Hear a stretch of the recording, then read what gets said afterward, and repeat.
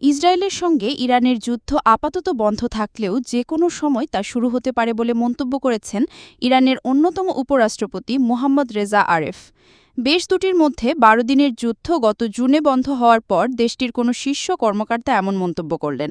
ইরানের উপরাষ্ট্রপতি আরেফ বলেন, আমাদের অবশ্যই যুদ্ধের জন্য প্রতিনিয়ত প্রস্তুত থাকতে হবে। এই মুহূর্তে আমরা কোনো যুদ্ধবিরতি চুক্তিতে নেই, হামলা বন্ধ রাখা হয়েছে মাত্র।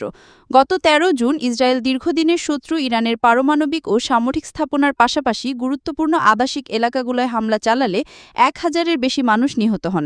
ইরানও পাল্টা হামলা চালালে ইসরায়েলে বেশ কয়েকজন নিহত হন। ইসরায়েলের সঙ্গে যোগ দিয়ে যুক্তরাষ্ট্র ইরানের পরমাণু স্থাপনাগুলোয় হামলা চালানোর দুদিন পর গত ২৪ জুন যুদ্ধবন্ধের ঘোষণা দেয় ওয়াশিংটন। তবে কোনো আনুষ্ঠানিক ঘোষণা ছিল না, হামলা বন্ধ হয়েছে মাত্র। এদিকে ইরানের সর্বোচ্চ নেতা আলী খামেনির সামরিক উপদেষ্টা ইয়াহিয়া রাহিম সাফাবি ইরানি দৈনিক শার্কভুকে বলেন, তেহরান সবচেয়ে খারাপ পরিস্থিতি মোকাবিলার প্রস্তুতির পরিকল্পনা নিচ্ছে।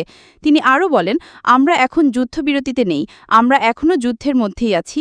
এই যুদ্ধ যে কোনো সময় আবার শুরু হতে পারে। মার্কিন ও ইসরায়েলিদের সঙ্গে ইরানিদের কোনো চুক্তি হয়নি বলে মন্তব্য করেন তিনি।